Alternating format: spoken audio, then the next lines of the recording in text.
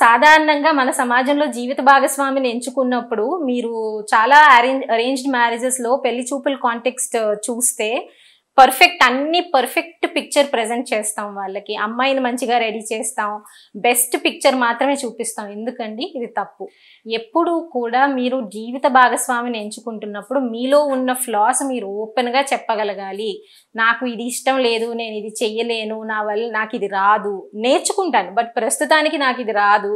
ఓపెన్గా ఎప్పుడైతే మీ floss discuss చేయగలుగుతారో, మీ best picture కాదు మీ వర్స్ట్ పిక్చర్ మీరు హ్యాపీగా చూపించగలుగుతారో, ఆ పార్ట్నర్తో మీరు హ్యాపీగా ఉండగలుగుతారు. బికాజ్ మీ బెస్ట్ పిక్చర్ చూపించడం వల్ల ఏమవుతుంది, మీరు అక్కడే ఐడియలిజం బిల్డ్ చేస్తున్నారు కదా. నేను ఇంత పర్ఫెక్ట్, నేను ఇంత సూపరు, నేను ఇలాగ super girl, so next super women అవుతాను, ఇలా చూపిస్తారు కదా. సో ఆటోమేటిక్గా మీలో ఫ్లాస్ మీ భాగస్వామికి తెలుస్తాయి. ఎప్పుడైతే మ్యారేజ్ అవుతుందో ఫస్ట్ చూసేది మీ ఫ్లాసే కనిపిస్తాయి. 24/7/365 మీరు వాళ్ళతోనే కలిసి ఉంటున్నప్పుడు మీ ఫ్లాస్ కనిపించకుండా ఎలా ఉంటాయి, మీలో ఇంపర్ఫెక్షన్స్ కనిపించకుండా ఎలా ఉంటాయి, కనిపిస్తాయి కదా. సో అదేదో మీరు ఫస్ట్ స్టెప్ నుంచే నేను పర్ఫెక్ట్ కాదు, నేను అత్యంత ఇంపర్ఫెక్ట్ అని మీ ఇంపర్ఫెక్షన్స్ని ధైర్యంగా చూపించగలిగితే, ఎవరైతే మీ ఇంపర్ఫెక్షన్ యాక్సెప్ట్ చేయగలుగుతారో వాళ్ళే మీ కరెక్ట్ పార్ట్నర్ అవుతారు. బికాస్ ఇంపర్ఫెక్షన్స్ యాక్సెప్ట్ చేయాలి అవతల వాళ్ళల్లో అంటే దానికి చాలా ఈగో స్ట్రెంత్ కావాలి.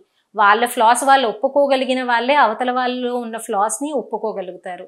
సో ఆటోమేటిక్గా మీకు కరెక్ట్ కైండ్ ఆఫ్ పార్ట్నర్ ఎంచుకునే అవకాశం దొరుకుతుంది. 2, డోంట్ గో ఫర్ బ్యూటీ అండి. మోస్ట్ ఆఫ్ ద టైమ్స్ ఇవాళ రేపు యూత్లో కనిపిస్తుంది ఏంటి అంటే అవుటర్ అపియరెన్స్కి పడిపోతున్నారు. స్మార్ట్గా ఉండాలి, చూడ్డానికి బాగుండాలి, లైఫ్ స్టైల్ ఉండాలి, ప్రాబబ్లీ అయితే మంచి కాంపిటెంట్ శాలరీ ఉండాలి, ఇవన్నీ చూసుకుంటున్నారు. ఇవన్నీ పై మెరుగులు, ఇవి ఇనీషియల్గా బాగానే ఉంటాయి. కానీ అల్టిమేట్గా మనకి మ్యారేజ్ లాస్ట్ అవుతున్నప్పుడు మనకి నచ్చేది ఏంటి అంటే వాళ్ళల్లో ఉన్న యాటిట్యూడ్, వాళ్ళని వాళ్ళు ఎలా హ్యాండిల్ చేసుకుంటున్నారు, వాళ్ళ భావోద్వేగాలను ఎలా కంట్రోల్ చేసుకుంటున్నారు, కష్టకాలంలో వాళ్ళ వ్యక్తిత్వం ఎలా ఉంటుంది, ఇవి మనల్ని మన పార్ట్నర్కి అట్రాక్ట్ చేస్తాయి. సో ఇనీషియల్గా మీరు అవుటర్ అపియరెన్స్కి పడిపోవచ్చు, కానీ లాంగ్ టర్మ్లో మాత్రం వాళ్ళ యాక్చువల్ పర్సనాలిటీ ఎలా ఉంది, వాళ్ళ వ్యక్తిత్వం ఎలా ఉంది అన్న దాన్ని బట్టే మ్యారేజ్ నిలుస్తుంది.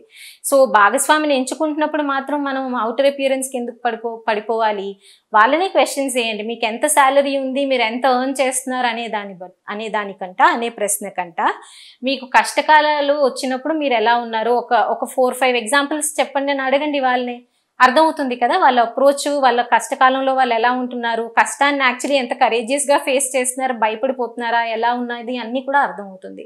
So instead of asking questions about smartness లేకపోతే బ్యాంక్ బ్యాలెన్సో ప్రాపర్టీయో, change the direction of your questions. వాళ్ళని అర్థం చేసుకునే క్వశ్చన్స్, వాళ్ళ వ్యక్తిత్వం అర్థం చేసుకునే క్వశ్చన్స్ అడిగితే మీరు కరెక్ట్ అయిన పార్ట్నర్ని ఎంచుకోగలుగుతారు. And the last advice here, ఎప్పుడూ కూడా లవ్ మ్యారేజ్ అన్నా అరేంజ్డ్ మ్యారేజ్ అన్నా సరే, మ్యారేజ్ తర్వాత మనం ఒక రిలేషన్షిప్ కోసం వర్క్ చేయాలి. ఎస్టాబ్లిష్డ్గా పర్ఫెక్ట్ రిలేషన్షిప్, పర్ఫెక్ట్ పార్ట్నరు ఎవ్వరికీ దొరకరు, అది మిత్ అండి.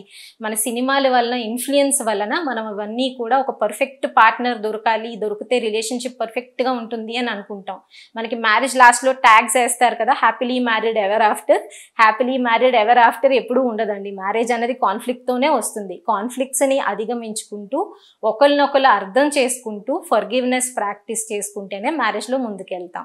సో ఎన్ని మీరు ముందు ఎంచుకున్నా సరే, ఎన్ని ఎక్స్పెక్టేషన్స్తో మీరు పార్ట్నర్ని ఎంచుకున్నా సరే, పర్ఫెక్ట్ రిలేషన్షిప్ ఉండదు, పర్ఫెక్ట్ మూమెంట్స్ ఉంటాయి. ఆ మూమెంట్స్ మాత్రం మీరు బిల్డ్ చేసుకోవాలి, మ్యారేజ్ మీద వర్క్ చేస్తూనే ఉండాలి.